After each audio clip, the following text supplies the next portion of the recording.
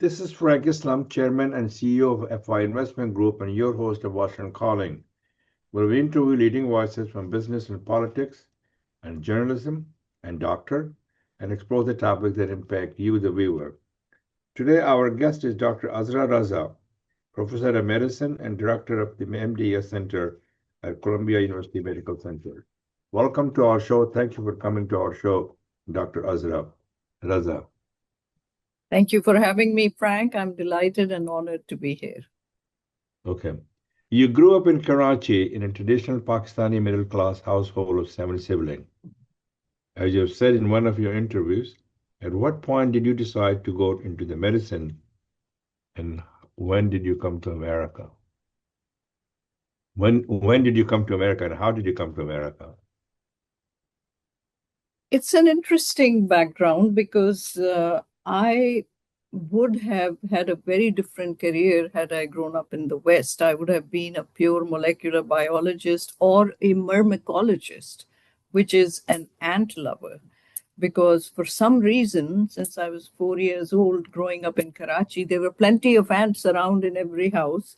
And I was a curious person. I would follow them into all over their trails and just got more and more interested with time. And then I learned as I started reading about them when I was older, as a teenager, that the entire ant colony made of even up to 1 million ants sometimes are all females. That intrigued my interest greatly. And these are the most altruistic creatures on earth. They'll sacrifice their lives in an instant for the queen or for whatever they're supposed to do. And all these things interested me so much, Frank. I wanted to be a myrmecologist. Then I got interested in cancer, reading about the cancer cell and how a cell within our body that we give birth to literally can become immortal and mobile. It can walk out of organs of origin. You know, in no other disease can a cell walk out. Let's say a cell is born in the liver, it has to stay in the liver.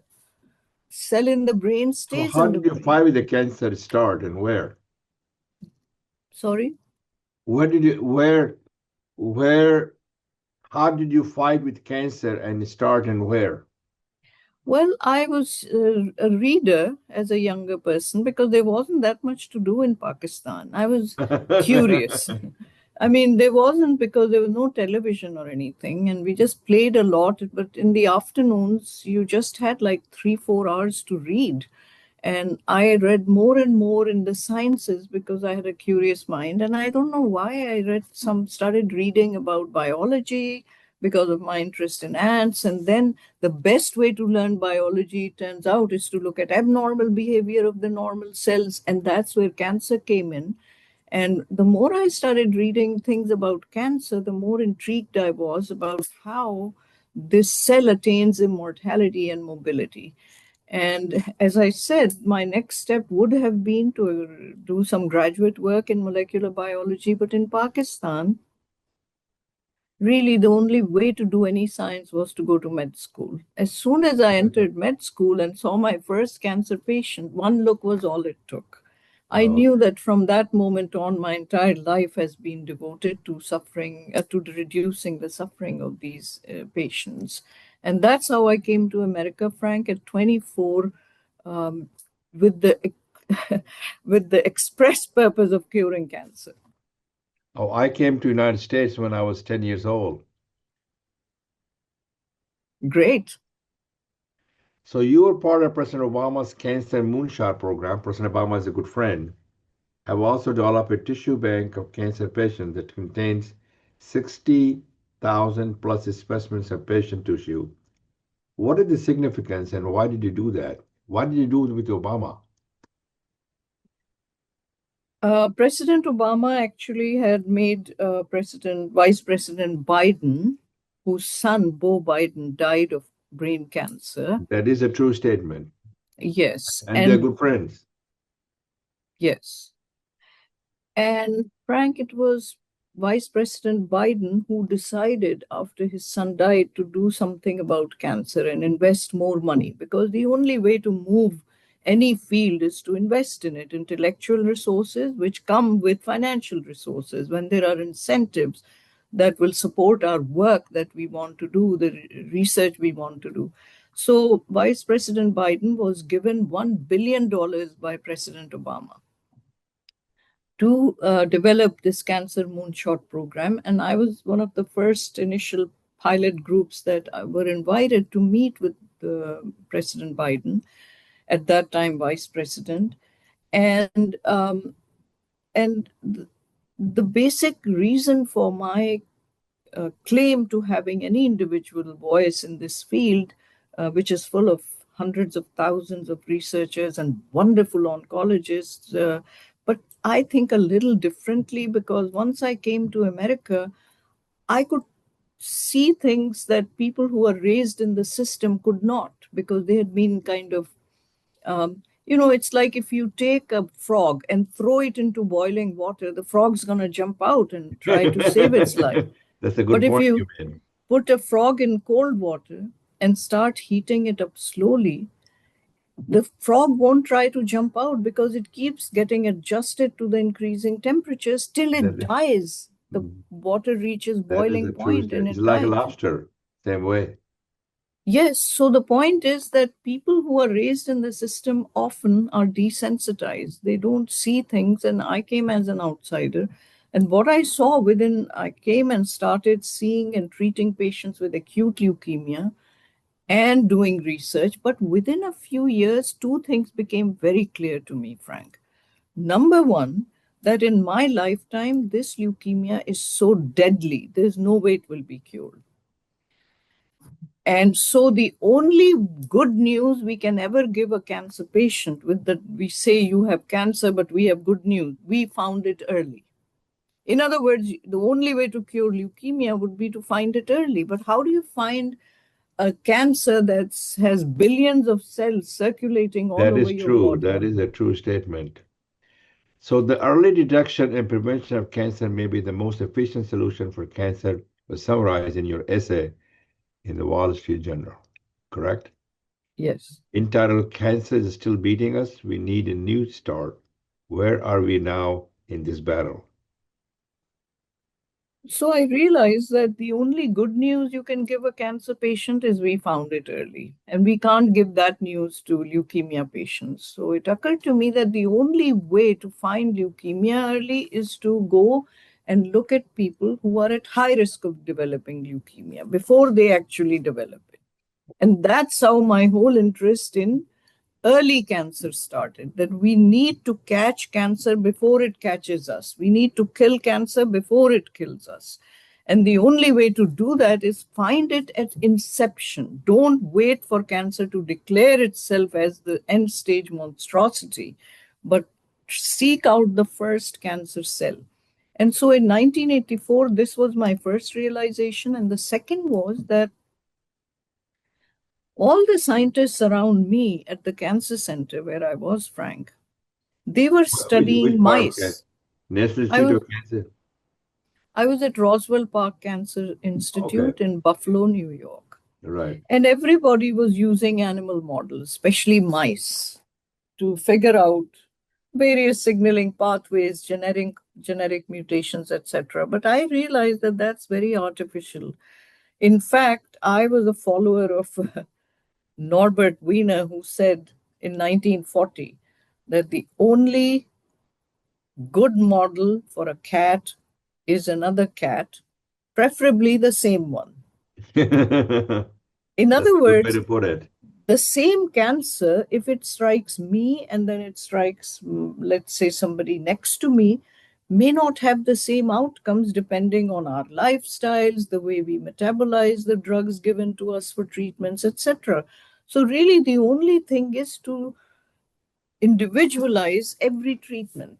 And for that, you need to have some way of finding the first cell in everybody. And because cancer is, no age is immune, even children get cancer. You're right. This That is means it. that we need to treat the human body as a machine and continuously scan and monitor it for the appearance of the first cell. And this is how I met Vice President Biden, because I'm the only one in that moonshot who kept pushing for prevention, and early detection. That's At a good that way to do time, that. and even now, Frank, 95% of our financial and intellectual resources are being invested in advanced cancers, studying them, treating them, and 5% that are dedicated to early detection and prevention mostly go to anti smoking, anti obesity campaigns, and very little to the kind of thing I'm talking about, which is that we should use all of the latest technology to develop miniaturized automated devices that can do all this, that can pick up the first cell and the signals that it's giving out from blood or not even go to the blood, put things on top of the skin as sensors and be able to sense what is going through in the blood vessel. We can do it, but we need resources. That's a good way to do it. You have suggested that the first cancer cell that gives rise to a tumor is like a grain of sand that starts the collapse of a sand pile. Research should concentrate on finding these early changes before an actual tumor develops. That's what you said. Eliminating the first cancer cell rather than chasing after the last one. Can you elaborate on this? Um, First, I want to tell you the sandpile analogy that I have used previously in my book, The First Cell and the Human Cost of Pursuing Cancer to the Last. The idea is, Frank, that if you take grains of sand and start dropping them one grain at a time, they're going to make a pile. Right. And the pile will keep increasing until one grain of sand is going to make the whole pile collapse. Now, the grain of sand that caused the avalanche was no different than the million grain of sand that had gone before. What was different was the pile had become unstable. So I'm saying that with age, and cancer is a disease of the aging, let's say if there's 2 million cancer patients a year diagnosed in new individuals, then only 15,000 will occur in children. The rest of the 2 million is in adults and in the elderly, meaning over 50 years of age at least. So what's happening with age is that each of our systems is becoming a little decrepit, a little inefficient. So the just like the pile of sand, it's becoming unstable. And even a little thing can cause a collapse of the system. That And is we need true. to catch that little thing. And that's what I want to show you. What I'm holding in my hand is, in my opinion, the cure for cancer. What is The the cure for cure, cancer? cure is not in the syringe. The cure is in the needle. So you'll ask, what is in the needle? Well, in the needle is a stent, just like a coronary stent, a tiny little stent which millions of people who have coronary stenting done are walking around with.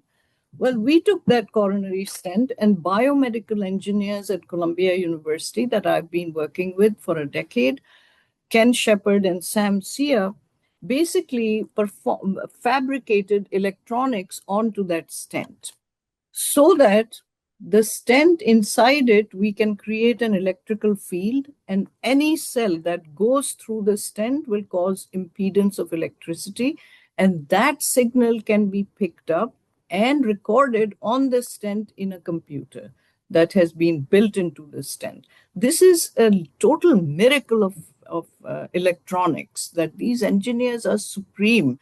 What they've done now, my work showed that the first cell could be a giant cell. So if a large blood cell is 20 microns in size, the largest circulating blood cell, then these first cells of cancer could be 300 microns compared to 20, 300. If that bigger cell goes through the stent, it will cause a very large signal.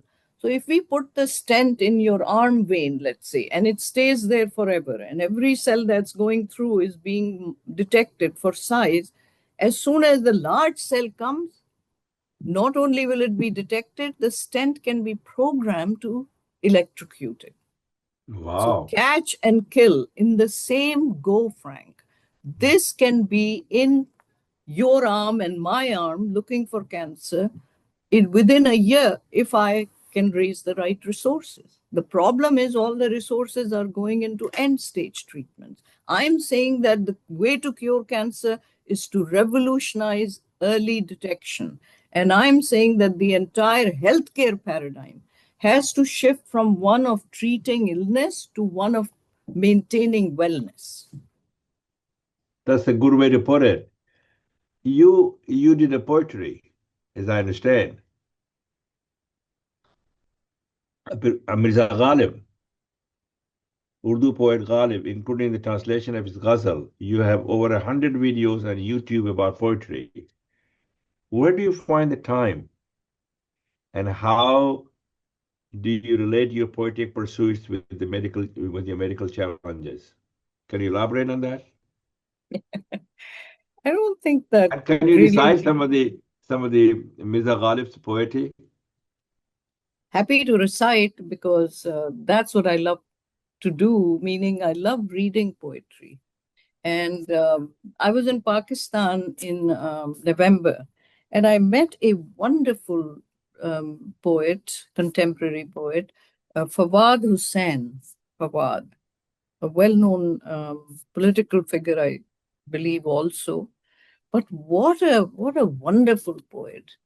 And this morning, as I was writing, completing one of my grants, one of his couplets came to my mind. Let me read that to you. This Please is do Fawad so. Hussain Fawad. मैं न जाने कब से सफर में हूं, लेकिन अब भी मेरी जबीन पर. And because it really fits my situation. I have been working hard in cancer research for practically 50 years now.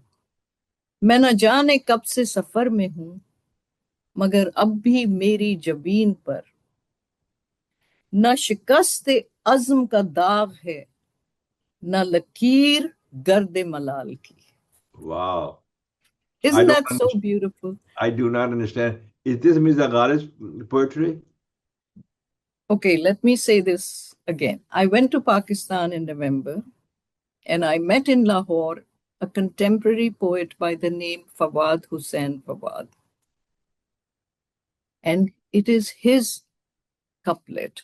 And I'm Wow. reading it to you because it's very um, suitable for my position. I've been working hard in cancer research for 50 years, and yet I refuse to give up.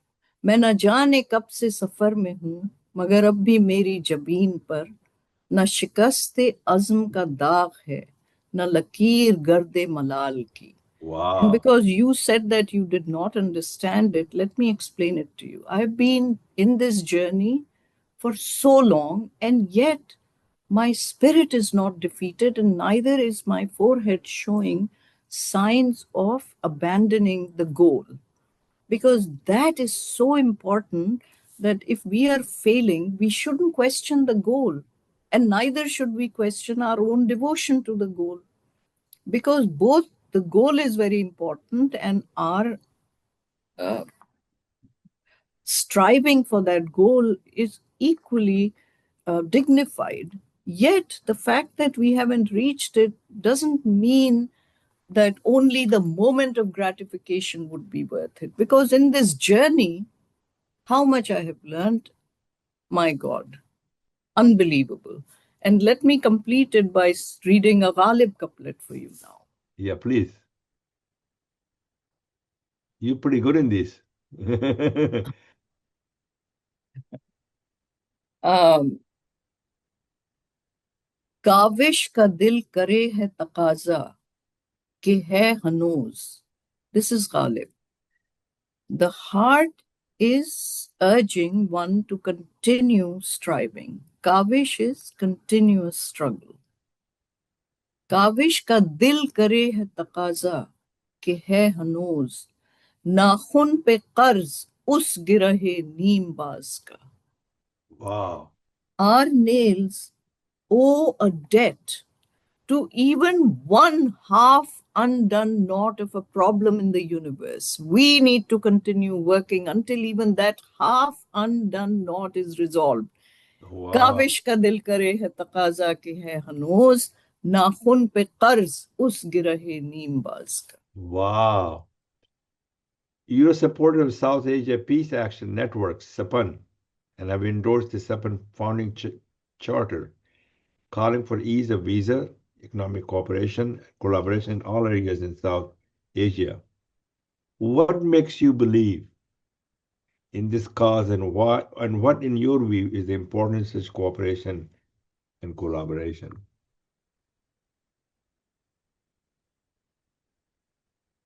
Frank, my whole life has basically been spent in trying to reduce the anguish of humanity. That's a good way to put it. And if the question ever comes up, who deserves our love more, God or man? Then my answer is always that the only way to show your love for God is to love man. You have to love humanity, and you have to be able to do everything possible to reduce the suffering of human beings. That is our one and only goal in life. Sapan is trying to do just that. Why are we fighting? And not just Sapan, all the organizations that I know of. हकीकी इश्क की इश्क़ मजाजी पहली मंजिल है. The first step to reaching the love for God is first to love humanity, a person made of flesh and blood. Because you see, Frank, it's very easy to love an abstract idea of a God whose existence can even be questioned by many people. And very easy to love a God to whom you have assigned every perfect attribute, right? Everything in perfection is what God is. So it's easy to love a perfect being like that, but it's much harder to love a person made of flesh and blood, full of problems, full of deficiencies, full of inadequacies, insecurities. That is much harder. That's your real test. And that's why my goal is always go haram ke raaste se wo pahunch gaye khuda tak. Yes, you can sit in a mosque and say Allah, Allah, and for sure you'll go to heaven. Go haram ke raaste se wo pahunch gaye khuda tak. Teri reh guzar se jaate to kuch aur baat hoti. But if they had walked the walk and then reached the God through serving mankind, that would be a different way of living. Very well said. So that's our show. Until next time, this is Frank Islam of FI Investment Group, wishing you a great week. And thank you very much for coming.